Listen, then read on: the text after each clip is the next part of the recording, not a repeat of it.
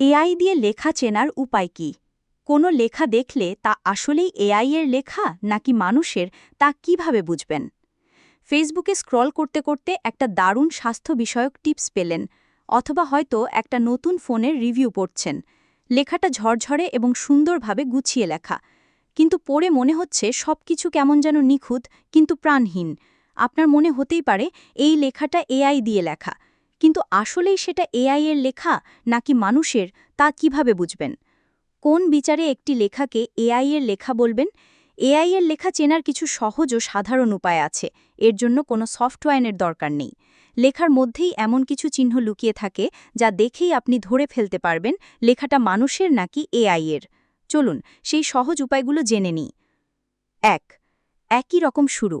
AI দিয়ে লেখা অনেক কন্টেন্টের শুরু হয় একই ধরনের প্রশ্ন দিয়ে, যেমন আপনি কি কখনো ভেবে দেখেছেন, আপনি কি এই সমস্যায় ভুগছেন, বা আমি যদি বলি, ইত্যাদি। সাধারণত এ ধরনের বাক্য দিয়ে পাঠকের মনোযোগ টানার চেষ্টা করা হয়। কিন্তু এআই কেন এমন বাক্য দিয়ে লেখা শুরু করে? কারণ এআই মডেলগুলো ইন্টারনেটে লাখ লাখ ব্লগ পোস্ট আর বিজ্ঞাপনের লেখা থেকে শেখে। সেখানে এই ফর্মুলাগুলোই সবচেয়ে বেশি ব্যবহৃত হয়।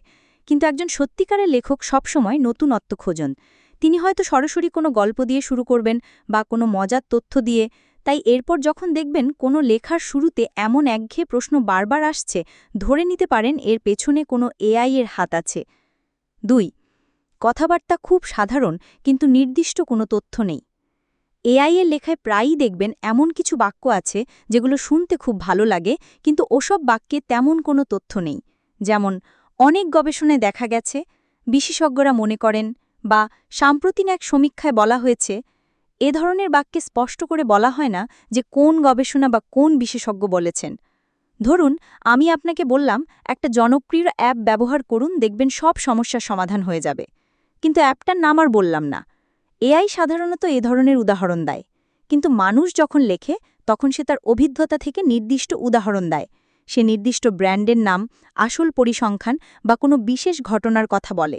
যখন দেখবেন কোনো লেখায় এমন নির্দিষ্ট তথ্যের অভাব, বুঝবেন সেখানে অভিজ্ঞতার ঘাটতি আছে। এমন লেখাকে এআই এর লেখা ভাবলে ভুল হবে না। এআই এর লেখায় প্রায়ই দেখবেন এমন কিছু বাক্য আছে যেগুলো শুনতে খুব ভালো লাগে, কিন্তু ওসব বাক্যে তেমন কোনো তথ্য নেই। ৩. প্রেস রিলিজের মতো শোনায়। কিছু লেখা পড়লে মনে হবে যেন কোনো কোম্পানির প্রেস রিলিজ পড়ছেন। সেখানে হয়তো যুগান্তকারী, বিপ্লবী বা অত্যাধুনিকের মতো বড় বড় শব্দের ছড়াছড়ি থাকবে।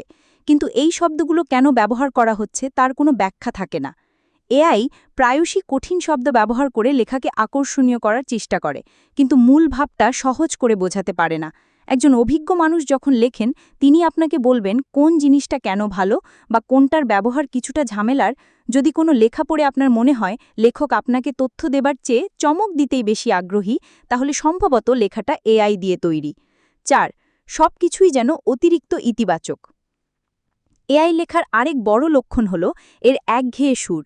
শুরু থেকে শেষ পর্যন্ত লেখাটা একই রকম ইতিবাচক আর উৎসাহে ভরপুর থাকে।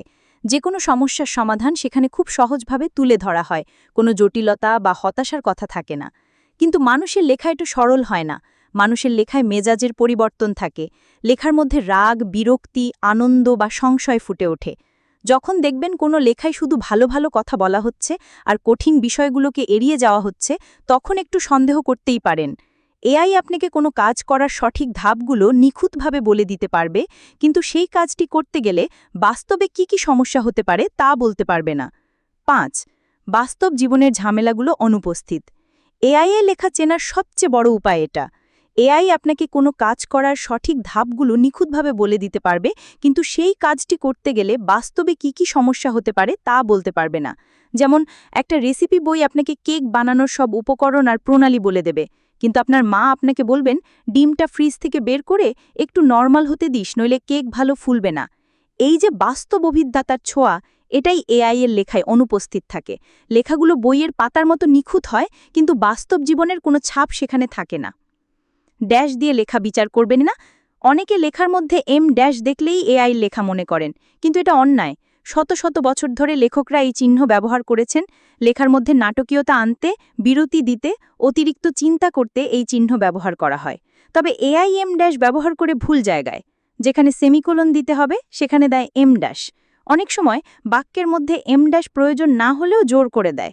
মানুষ এই এম ড্যাশ ব্যবহার করে লেখার অর্থ বাগাতে, কিন্তু এআই ব্যবহার করে লেখা চৌকোস দেখাতে। তাই শুধু জটি চিহ্ন দেখে রায় দেবেন না। তবে শেষ করার আগে একটা বিষয় স্পষ্ট করে বলি, এআই ব্যবহার করা খারাপ কিছু নয়। এআই দিয়ে লেখালেখিতে সাহায্য নেওয়া মোটেও অন্যায় নয়। যেমন বানান ঠিক করা, ভালো শব্দ খুঁজে দেওয়া, টোন ঠিক করা, এসব ক্ষেত্রে এআই দারুণ কাজের। কিন্তু আপনি যদি একটা প্রশ্ন দিয়ে বলেন এই লেখাটা লিখে দাও, তাহলে সেটা খারাপ। আপনি বরং নিজের লেখাটা এআইকে দিয়ে আরও সুন্দর করতে পারেন, কিন্তু সম্পূর্ণ লেখাটা এআইকে দিয়ে লেখাবেন না। সর্বোচ্চ লেখার আইডিয়া নিতে পারেন। কি লিখবেন বা একটি নির্দিষ্ট বিষয়ের ওপর কি লেখা হতে পারে তা আপনি এআই এর থেকে জেনে নিতে পারেন, কিন্তু লেখাটা আপনার নিজেরই লিখতে হবে।